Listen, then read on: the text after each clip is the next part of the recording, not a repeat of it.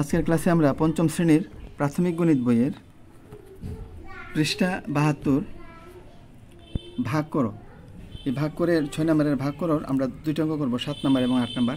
৭ নম্বর হচ্ছে ০.০৪কে ৫ দিয়ে ভাগ, আর ৮ নম্বর হচ্ছে ০.০২ ভাগ ৪। এই দুটো অঙ্ক করার জন্য আমরা এখানে চলে আসি। ০.০৪ দশমাংশ বা শতাংশের, যেহেতু এখানে দশমিকের পরে দশমাংশ শতাংশ পর্যন্ত, শতাংশের কত একক বা সহস্রাংশের কত একক সেটা আমরা বের করার জন্য আমরা এই ছকে চলে আসি। স্থানের নাম একক, দশমাংশ, শতাংশ, সহস্রাংশ। একক, এককের ঘরে আমরা জানি ১ বসে, দশমাংশের ঘরে বসে 0.0.1, শতাংশের ঘরে 0.01 এবং সহস্রাংশের ঘরে বলবে 0.001।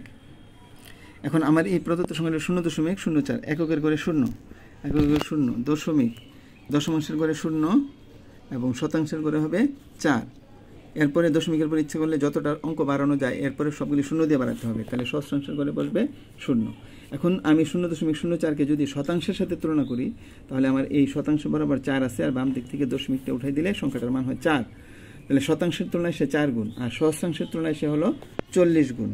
এই যে সহস্রাংশ যদি সাথে তুলনা করি এর বরাবর 0, আর যদি দশমিক উঠাই দিলে আমার সংখ্যাটা হয়ে যাবে 40। তাহলে আমরা প্রথমে লিখব 0.04 হলো সহস্রাংশের সাথে তুলনা করি, অর্থাৎ 0.001 এর, এই যে এখান থেকে আমরা দেখতে পাই এই সহস্রাংশের তুলনায় সে কত গুণ?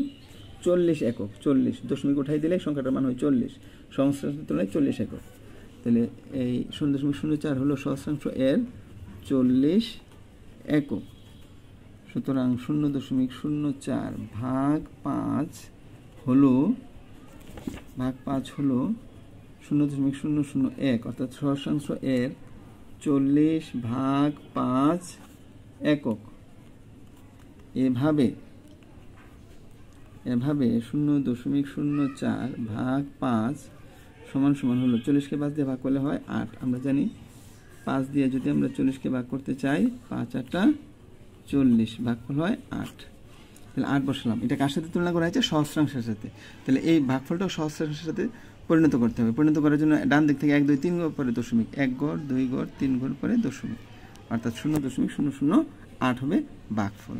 এরপরে আমরা এই ভাগটাতে আসি। 0.02 ভাগ হলো 4। এটার জন্য আমরা প্রথমে আমরা লিখব স্থানের